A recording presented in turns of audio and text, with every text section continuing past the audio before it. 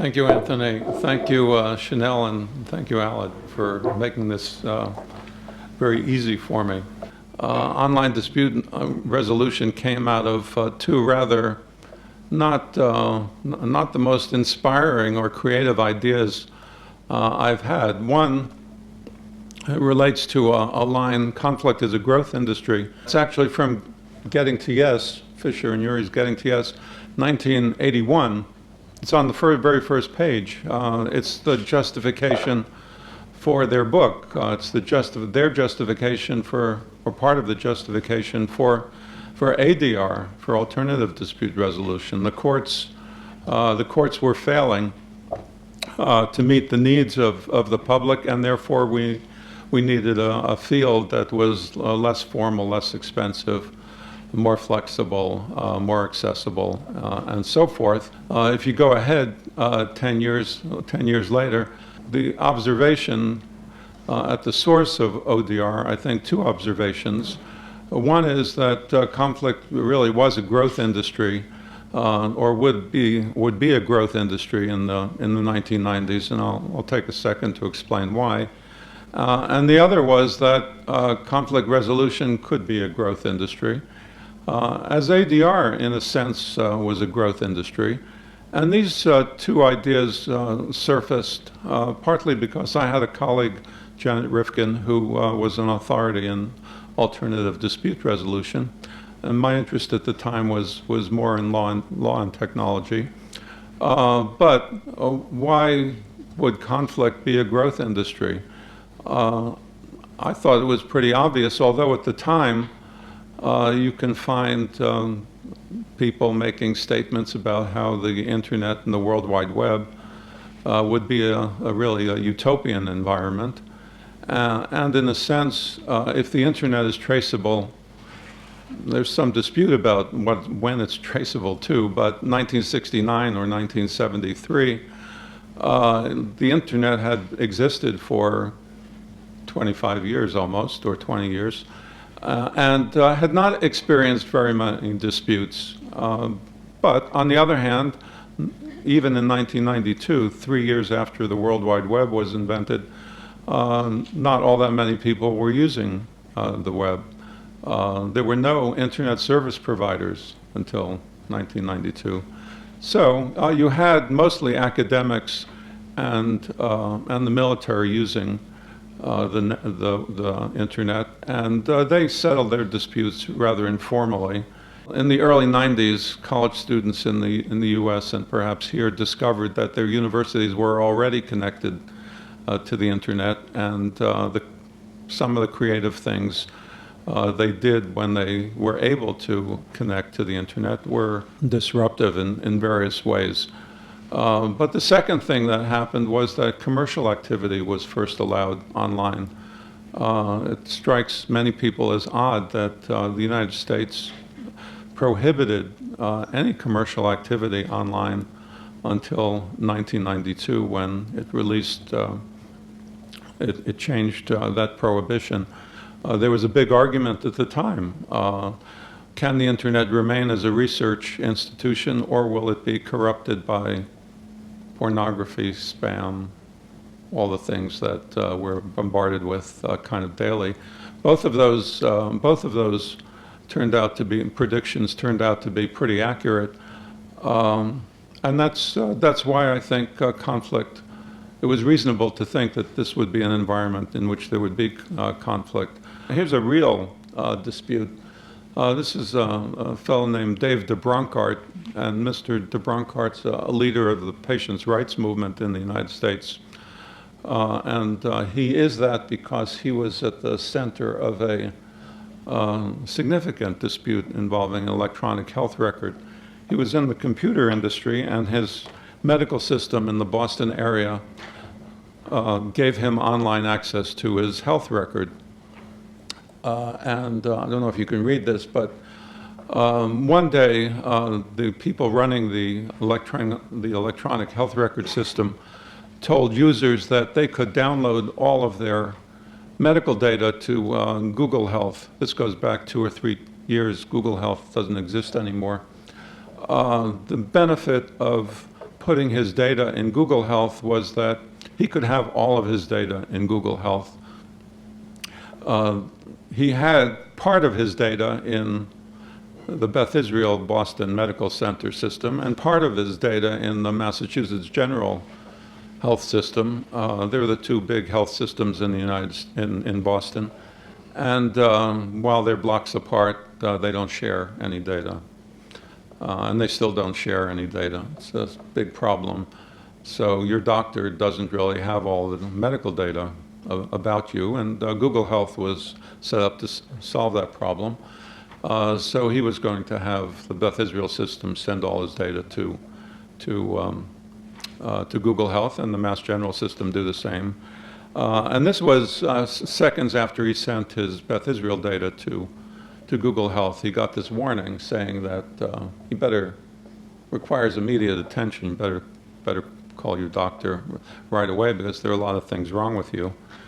Here were all the things that were wrong with him, ranging from anxiety disorder to bone disease. I don't know why they can't put cancer in uppercase, but it's a long list.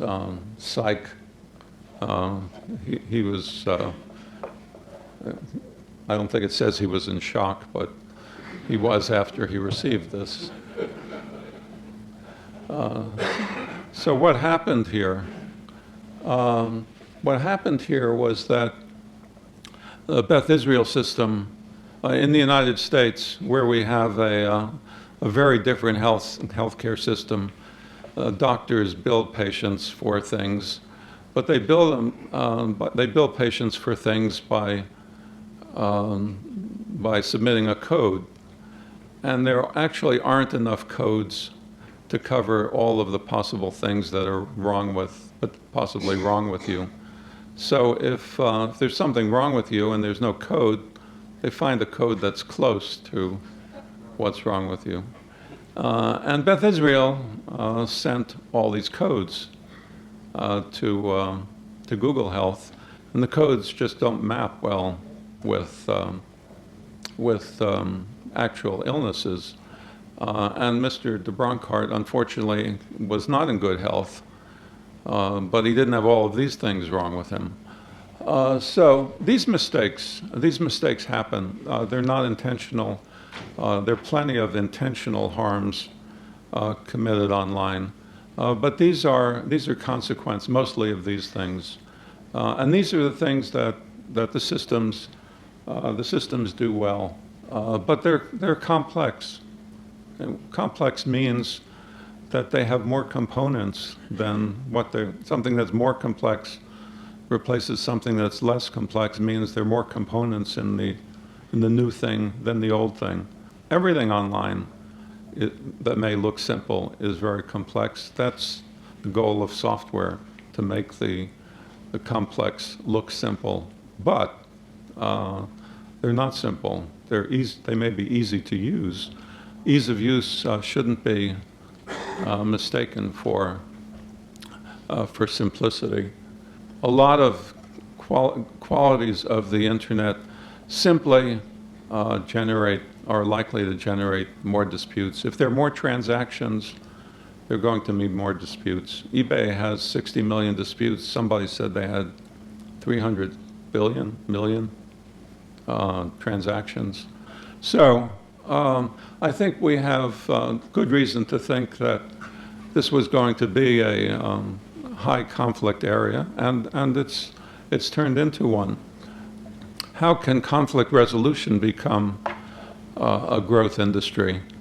I'd suggest that you can think about this as a triangle, and most of what we've been talking about today, most of the applications, I think, fit in one of these categories: convenience, expertise, or trust.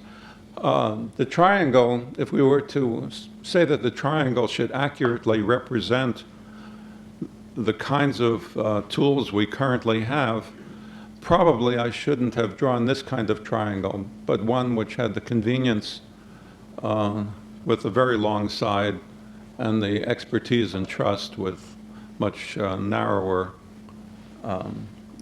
sides, smaller sides. most of our tools are convenience tools. Skype is largely a convenience tool. Scheduling is a convenience tool.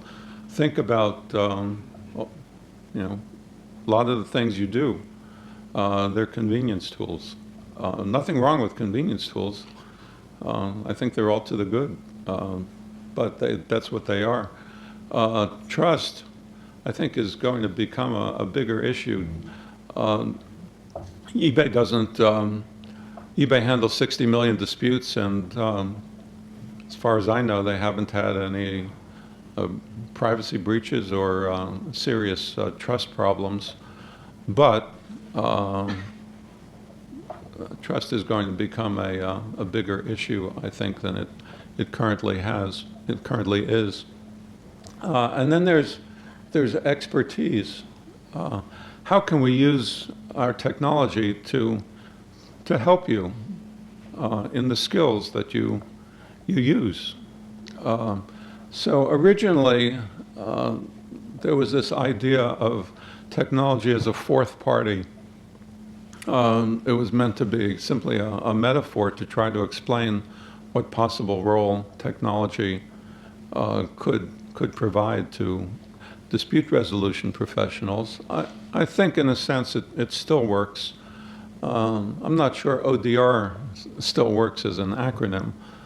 I think what we're talking about is technology-assisted dispute resolution. So if it's a convenience tool, that's technology-assisted dispute resolution. If it's something more complex, some artificial intelligent system, that can be a fourth party too. Sometimes these tools might replace the mediator. More often than not, that's what they are, tools and resources. But there's great potential there for building tools with expertise, to help with expertise. Somebody mentioned Watson this morning, Watson's IBM system that won this game. I don't know if you have Jeopardy here. I assume you do. Yes? Jeopardy's a TV game based on, and Watson competed against this fellow on the left, was the all-time champion. So he lost to this machine in the middle. And then there was an article in the National Law Journal asking why Watson matters to lawyers. And IBM General Counsel said, Watson will never replace a lawyer. The essence of good lawyering is mature and sound reasoning, and there's simply no way a machine can match the knowledge and ability to reason of a smart, well-educated, deeply experienced human being. But then he went on to mention all of these things. Rapidly analyze information. He says, yeah, Watson can do that. Identify patterns, gain critical insights. Watson can do those things. Enhance decision-making, gather much of the information you need to do your job. So what's left? I mean, these things, of course, apply to the work anybody is doing. We all gather information. We all try to identify patterns. So there clearly will be systems in the future that do these things. As far as I'm concerned, all of this new technology is just going to generate new kinds of disputes as well. So I don't think anything's putting people out of business, but it certainly may change kind of business you're in. Susskind, who's been quoted a lot today, this is from Tomorrow's Lawyers, and generally I agree with him except for this. I expect it to become the dominant way to resolve all but the most complex and high-value disputes. Well, what is he assuming? I think he's machine's taking over. I think he's assuming that we're looking for systems that can resolve large problems. And you would think, well, the systems can start off handling the simple disputes, and then they'll gradually become more and more be able to handle more and more complex disputes. I think that's generally true. The eBay disputes are impressive in number, but they're actually very simple disputes. There are only 6 or 7 things that go wrong. The thing broke, wasn't what I ordered, and so forth. They're simple disputes, and we can anticipate what parties generally want. We don't have systems that can handle highly complex disputes. However, we will have systems that can handle pieces of anybody who's managing or trying to mediate a complex dispute. So I think he's making an assumption here about what ODR is, or technology-assisted dispute resolution, about what that is. That's a bit off base. So one last thing, and that is that maybe our field of vision isn't broad enough, because one of the things that technology will do for disputes is hopefully set up systems for preventing disputes. And we already have reputation sites. So if eBay has 60 million disputes, clearly, if they've resolved or handled 60 million, clearly they have many, many more than 60 million. They have their feedback system probably reduces the number of disputes. There are lots of people who have resolved their disputes by themselves without eBay's help. And there are lots of people who have probably given up. But reputation sites help us avoid problems. On the other hand, it's probably clear to you that reputation sites generate their own disputes. So eBay set up a reputation site to try to prevent disputes, and then people started complaining about the reputation sites. And reputation sites these days are in the midst of real trust challenges about whether people are making things up or so forth. Find value in disputes. Well, if you study why people are having disputes, you can set up systems for preventing them. eBay spends a lot of money finding out what bad experiences people have. That's what they consider really the most valuable piece of data. And that's a valuable piece of data because if you're having some problem, somebody else is probably having a similar problem. So dispute resolution for them is not simply resolving disputes, but making sense of why people are having problems. There's the whole big data issue. There's insurance, and goal of insurance is to reduce risk. SquareTrade, which started out as eBay's dispute resolution provider, gave up the dispute resolution business and started selling consumer warranties. How many of you have ever heard of SquareTrade? If you buy a phone or a TV or whatever, they'll sell you a warranty less expensively than the store probably. But I told them, well, you're still in the disputing business. They thought they had simply changed, gotten out of one industry and into another. But the question is, how do you reduce risk of disputes happening?